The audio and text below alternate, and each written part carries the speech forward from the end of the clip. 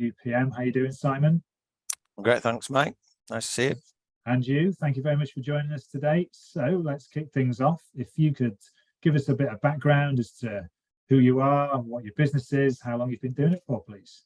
Okay.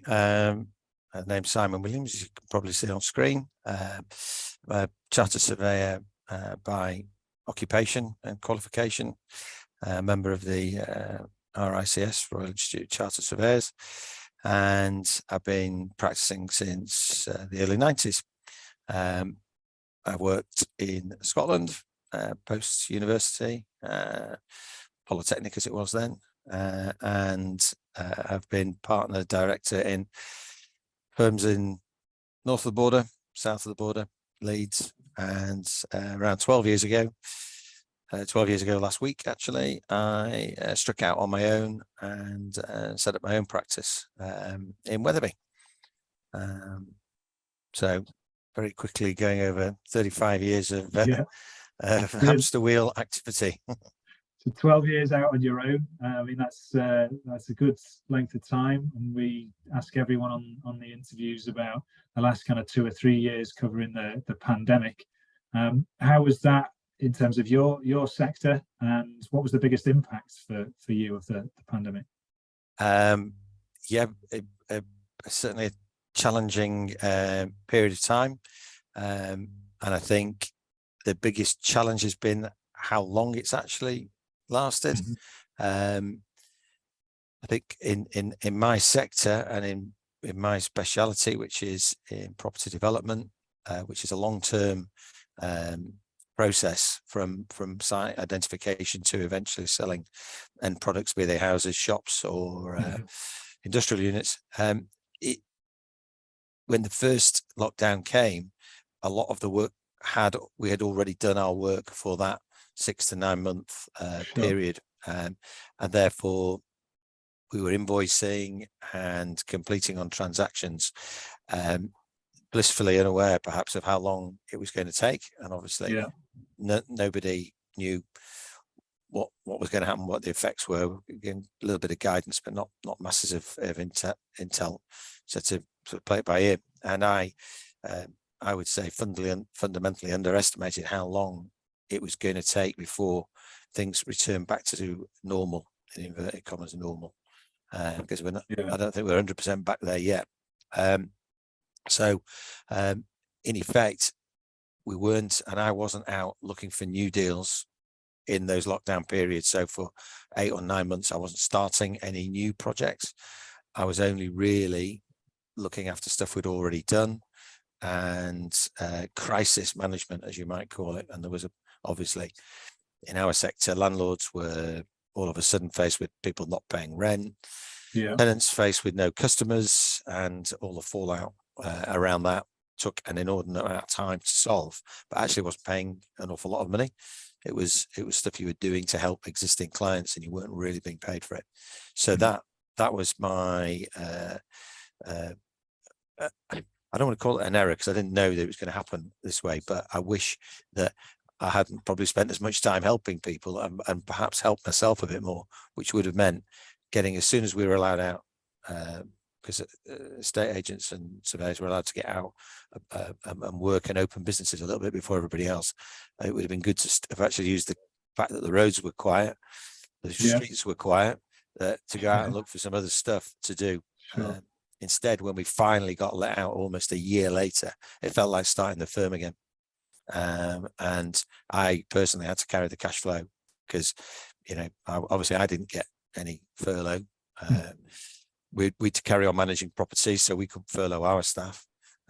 So had to pay everybody, still pay your rent, your rates, albeit we did get a bit of help from the government on the rates side of it. We got a £10,000 grant for the property, which is very, very helpful. So it's been a real challenge, and it's been a three-year process. We're back to cash flow pre-pandemic, which is very, very comforting and helps sleep. And we've got a happy team, all on the same page again now, so it's good. I'm glad to hear that that has come back to where it was pre-pandemic. In terms of the actions from the pandemic, that business processes or ways of working, was there anything that came out of it that you said, we didn't do that before, we're going to have to do this now? Oh, that's actually better, or that's improved an area of working? Yeah, a number. The biggest single one was the complete inability for any of us to effectively work from home. We were caught totally flat-footed, and not even we didn't have laptops that could be given to staff. It was just I never predicted it, never saw it coming, as many other people didn't. So the first challenge was to get everybody the tech to work from home and get the Teams working, the Zooms working, and realizing that things could actually happen. But for I think the first 3 or 4 months of the real lockdown, I mean, technically I was the one doing all the work, doing all the running around, and the 2 girls that worked with me were pretty much stood down. There wasn't much we could do. But once I got the laptop sorted out, I got them it's all linked up on Teams, it became a little bit easier. And now, obviously, people can be more flexible. If kids aren't well, or parents aren't well, or something that needs doing, you can do an hour or 2 at home, and so it's work around it. The flexibility has become really good. And so I've got a really solid team around me, so it's that's worked okay.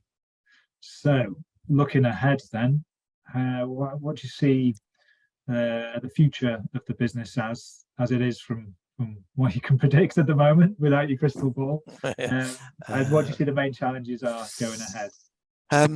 Well, the future for me, and what I've been spending my time on, is to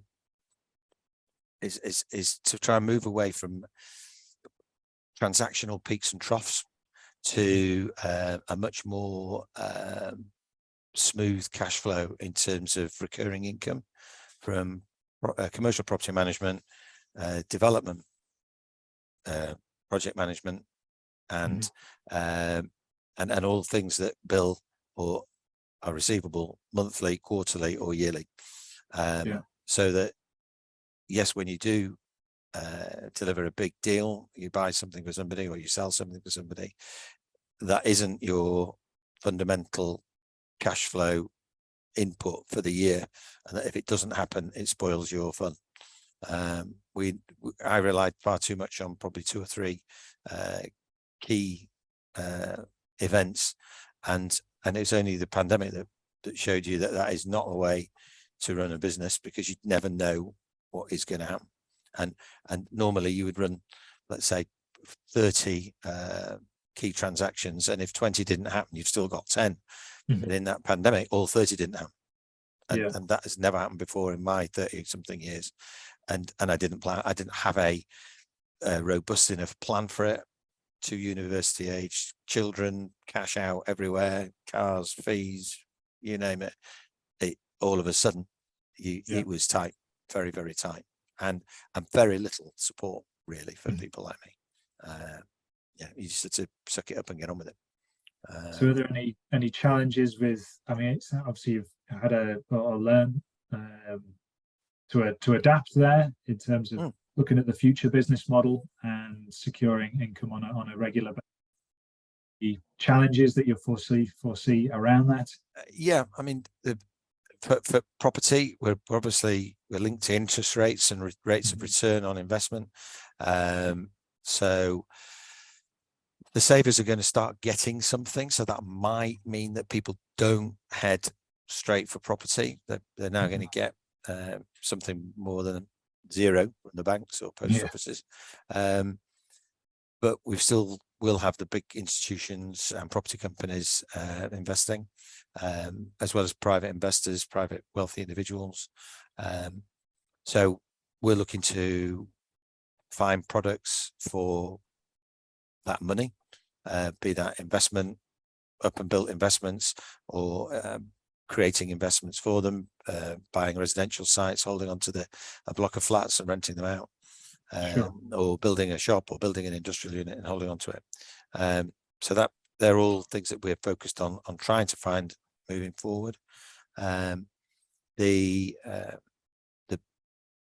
6%, 7% rates of interest at the present are higher than obviously a lot of people are used to over the last 10 or 12 years, but probably, and the way I've looked at it is that probably all the way through my working life up until 2008, we probably did all our appraisals off 10% interest.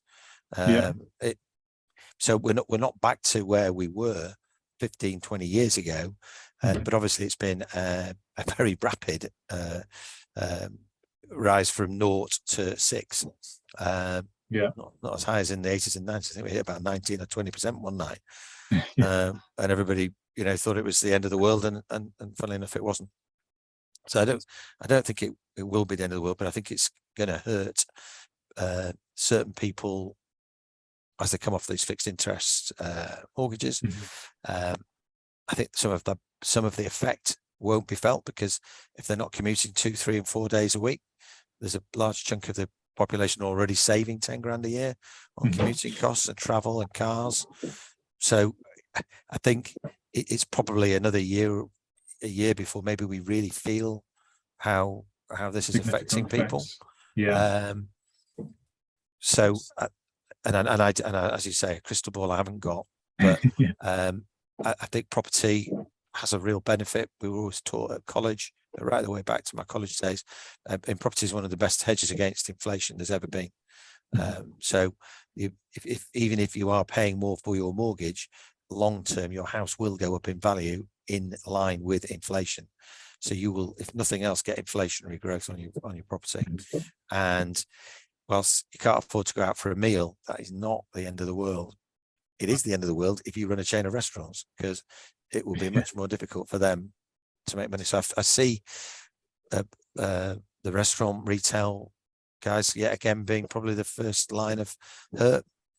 A lot of adjustments going on. Yeah, I think it's going to be very tricky for them. And I know my pals that are involved in acquisitions of pubs, restaurants, bars, a lot of those guys have pulled out of deals in the last 6 to 8 weeks and are reassessing what they're going to do. Apart from the very, very well-funded ones, so your Wetherspoons, Loungers, some of the bigger chains who are a bit more robust, can weather the storm, and own quite a few freeholds as well, so they're a bit better placed.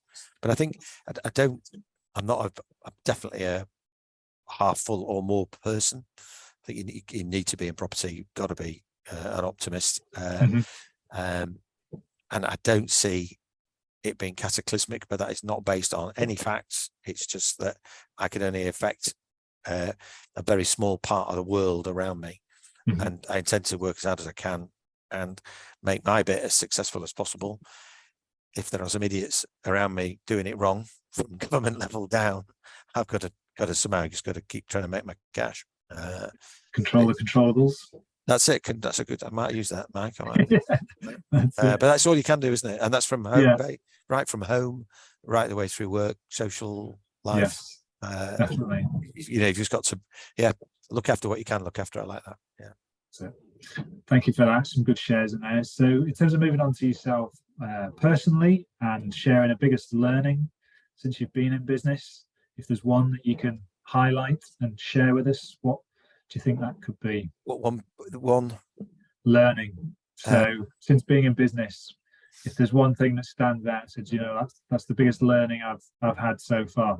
I mean, you've really reflected on the pandemic, and I'm sure that was that was a massive learning curve. In terms of, I got taught really, really early on by in my first job.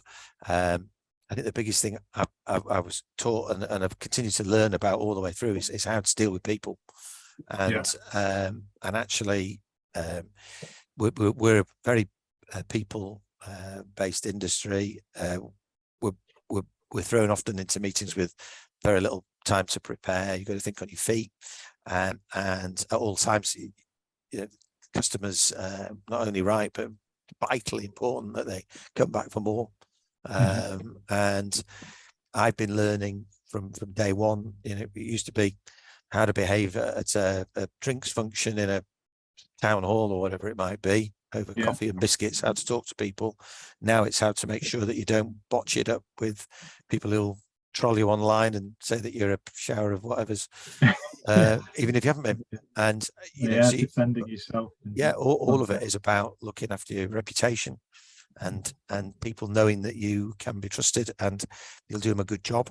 You will always play fair, and that's if you can broadly say that you've done that, you can't ever stop learning how to do it better. So that'd be my big long-term learning thing. Brilliant, thank you for that. It's a good share. Again, there's learning to be had in your learning. So thank you for sharing that. So if you were to give advice to someone starting out in business, say a younger person, what would it be? It may be a reflection on what you've just shared there. I think a little bit of it is all about communication, and I massively feel for I've got a daughter, not getting a graduate job at the moment because she's going off doing other things, but at some point we'll need to get a graduate job. And hearing about her pals who are getting a job and going straight to working from home 5 days a week, no mentor, no interaction in the office, no socializing, no meeting your other half. 50% of people meet their other halves through work. I mean, it's a crazy figure that we all meet through work, and we're all working at home, which I think is I worry about that. I really worry that people are behind screens, and I don't mean like we're on screen, but at least we're front and center and we're speaking. Zoom calls are fine, but you got to look someone in the eye and shake their hand, find out balance. And have that conversation about how are the kids, have that conversation about is your mum all right, all those things that you pick up. And if you're getting on with someone, you remember that they do have a mum that's not so well, or the kids have just gone to secondary school. Picking up on those things and remembering them makes people feel so important. And I don't think that people are going to be taught how to do it. And then who is going to win the business for those companies? Who is going to go out and get them a new contract, a new major supplier, because they've not been, I don't know, just sort of nurtured. And yes, I'm sure that they do still do 8 hours on screen. They're still in front of their camera. But there were some clever kids out there who have worked out how to get around that. And there's just a picture of them, and they've already gone out. I wouldn't be able to spot that. So I'm sure there's some people up to hijinks. But I think you raise a fair point there about that sort of face-to-face. Actually, in reality, physical communication as opposed to online. It is a good point. Thank you for share. So if there's moving on then, if there's inspiration that you use to do what you do, or anything that you might be reading, it could be, or it could be the team that you work with, your customers, or someone in your life that's influenced you, anything along those lines. If there's something to share on there, we'd love to hear it. I probably don't read enough intellectually. I'm a reader of fiction, and it's mainly trash when it comes down to it, but it's something different to do. But inspirationally, I get a lot from my other half, who is similarly self-employed in a completely different industry, qualified as a lawyer, and is a headhunter of lawyers. And she's very, very strong people person, very, very strong, championing the cause of women and women returning to work. So I have an all-female workforce, which is a godsend. Focused, detailed, not. I think they're just sort of the ladies are just better at the all-round business skills that I need in my profession, being perhaps more welcoming. So and what Karen's done, building her business and linking with other women, particularly returning to work after having had children, that's been a big inspiration, and I've managed to piggyback on the back of it, and I've 2 people that work with me who have done the same thing. That's it. Yeah, so you get the best of the best, and someone who actually really wants a job when not everybody does. So. That's it. It's key to finding those people. The people are out there. It's being attractive enough as an employer as well to attract the best people and retaining them. But it's a good share on inspiration. Again, thank you very much. So lastly, is there any latest news around your business that you'd want to share or tell us about, or it could even just be directing us to your website? Feel free to well, we're fortunate. We rebranded earlier in the year. The business was called Wetherby Property Management. We've tried to take it away from being Wetherby centric and go as WPM, and then it's not about an individual or a town. It's about providing an all-encompassing property function. But in terms of good news for us locally, we've had 2 or 3 big names come to Wetherby. We've been involved in nearly all the bigger bits of property stuff that go on in the town, either in the background or in the foreground. So Wetherspoons are coming. They've bought a freehold and are opening next year. We've just opened the Domino's, and we've the cinema being refurbished. We've got an application gone in for a new Lidl with a Springfield care home. So I'm sort of pleased to report that there's plenty going on in my hometown, and beyond, because I'm involved in drive-through deals as far south as Exeter. We've got deals on with the small supermarkets. We've got a Tesco on in Birkenhead. So regionally and nationally and locally, there's still plenty of activity in the property market. So I'm not feeling gloomy, but I'm certainly not running around saying that I've cracked it when there's a lot of gloom around still. And I know it's going to be difficult, but I think there's a number of my colleagues and peers that would say that we never really came out of the recession of 2012. We've been in it all the time. It readjusted itself, and it's been really hard work for 10 years. And the last 3 have been doubly hard work. So I think if you get through it, you can give yourself a bit of a pat on the back, because there's a few won't, and not fail, just actually decide that it's not for them. It's moving on to different opportunities that present themselves. Yeah, because it's what's available. Yeah, it's definitely become it's much harder, and if you're someone who's just wavering, you'd be going now, because it's tough. But stick it out. Yeah, exactly. Stick it out, and if we get through it, you'll feel all the better for it, I think, or I will. So, yeah, a good note to end on. Simon, thank you very much. It's been a pleasure talking to you, and I wish you all the best with WPM. And thank you, Mike, and we'll see you around.